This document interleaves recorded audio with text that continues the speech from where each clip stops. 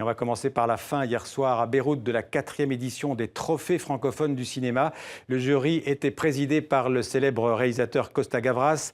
30 films cette année venus de 17 pays représentant la diversité du monde francophone et un dialogue des cultures plus nécessaire que jamais. Bilan de ces trophées francophones avec Wissam Sharaf à Beyrouth. C'est le film franco-tunisien « À peine j'ouvre les yeux » de Leïla Bouzid qui a remporté le prix du meilleur long métrage. Un film qui aura séduit le jury par sa fraîcheur à dépeindre une jeunesse avide de liberté. Une jeunesse qui, dans beaucoup de pays, arrive à mieux maîtriser le 7e art pour refléter les préoccupations du monde. Les documentaires sont puissants et forts, ils racontent le monde. Les fictions sont aussi forts autant dans des histoires d'amour que dans des tragédies parfois. Et donc il y a vraiment une très très grande diversité. Une cérémonie riche en émotions, avec une ovation debout pour la Marocaine Loubna Abidar, qui a dû fuir son pays après sa participation au film Much Loved de Nabil Ayouch, ou encore la dénonciation de la corruption étatique par le Libanais Hadi Zakak. Le cinéma ne peut peut-être pas changer le monde, comme on l'apprend en grandissant, mais il permet de laver son linge sale. Et il y a tellement de linge sale qu'il y a encore beaucoup de films à faire.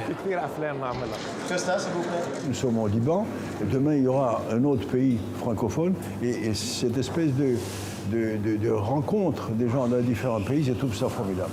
C'est même unique, je dirais, comme manifestation unique au monde. Cette édition aura su rappeler que le dialogue des cultures est plus que jamais présent et nécessaire pour combattre les obscurantismes et les raidissements auxquels fait face notre époque. Oui, pour connaître tous les lauréats de ces trophées 2016, je vous renvoie vers le site trophéesfrancophone.org. Et je vous signale d'ailleurs que la cérémonie de ces trophées sera diffusée sur TV5 Monde lundi ou mardi selon les réseaux. Vous trouverez tous les horaires sur notre site ou sur le site d'ailleurs trophéesfrancophone.org.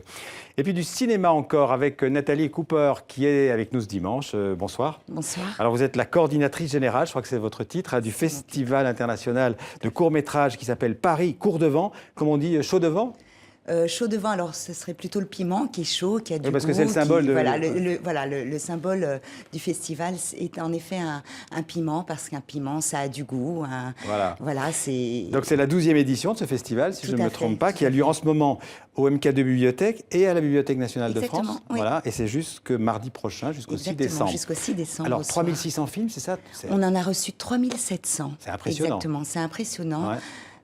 Quand on a créé le festival il y a 12 ans, on en a reçu 20, sélectionné 18, là 3700, 110 en compétition officielle. Ouais. Il y a eu du chemin. Alors un court-métrage, c'est quoi? C'est un film de combien de minutes? Ça va être Alors un court-métrage, techniquement, c'est un film qui fait jusqu'à 59 minutes, 59 secondes, moins d'une heure. Ouais. Mais nous, on a décidé de s'arrêter à 26 minutes. Voilà, après, c'est un petit peu... Alors il y a des courts-métrages, on va en parler tout de suite, des web-séries aussi? Exactement, on parle du format court, de tous les formats courts. On parle aussi de... On a montré notamment ce matin des films en réalité virtuelle. D'accord. Voilà. Et puis alors j'ai vu des scénarios vivants, qu'est-ce que ça veut dire ça? Les scénarios vivants, ils sont vivants parce qu'ils sont lus par des comédiens, ils sont mis en musique et ce sont des scénarios qui n'ont pas encore... été tournés, voilà, et qui sont présentés devant des producteurs, des diffuseurs. Il y a un prix France Télévisions à la clé. D'accord. Et voilà, donc on espère justement qu'à la suite des lectures de scénarios, ils vont être réalisés et en général, c'est ce qui se passe. Alors j'ai vu qu'il y avait un pays invité cette année, c'est la Belgique. C'est la Belgique, c'est la journée belge aujourd'hui. Voilà. On est en plein dedans. Ils sont bons en court-métrage, les Belges? Ils sont très bons. Ouais. Il y a énormément de courts-métrages belges. Et à fond les Belges, j'ai vu. À fond les Belges, c'est la séance un peu, comment dire, un peu vraiment l'humour belge, voilà.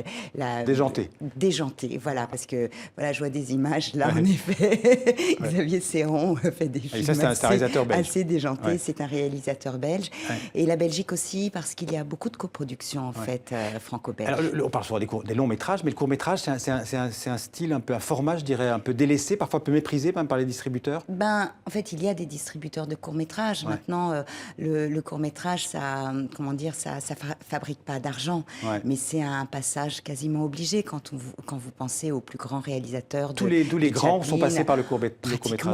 Pratiquement, oui. Oui. Et c'est important parce que c'est un espace de liberté fabuleux. Oui, c'est ça, on est beaucoup plus libre parce que ça coûte moins cher. On est libre, ça coûte moins cher. Il y a beaucoup de... Nous, on montre aussi des films autoproduits, il y a aussi des films d'école de cinéma. Et voilà, on fait des tentatives dans le court-métrage. Alors j'ai vu que vous étiez comédienne, c'est de là que... Je l'étais. Vous l'étiez. C'est de là que vous vient cette passion pour le cinéma, j'imagine, évidemment, et pour le court-métrage en particulier. Pour le cinéma, c'est vrai que voilà, quand pendant 20 ans, j'ai en effet pratiqué le métier de comédienne. J'adorais ça. Et puis voilà, après, j'y ai un petit peu moins cru. Et là, ce qui me plaît, c'est que du coup, je parle du travail des autres, je parle plus de moi et ça me va très bien. En fait. Il y aura un palmarès, il y aura oui, voilà. Il y a un palmarès, il y a une remise de prix mardi soir qui est d'ailleurs complètement ouverte au public. Vous avez vu de belles choses déjà? Ah bah oui, moi je fais partie aussi de l'équipe de programmation. Il y a des perles, il y a des bijoux.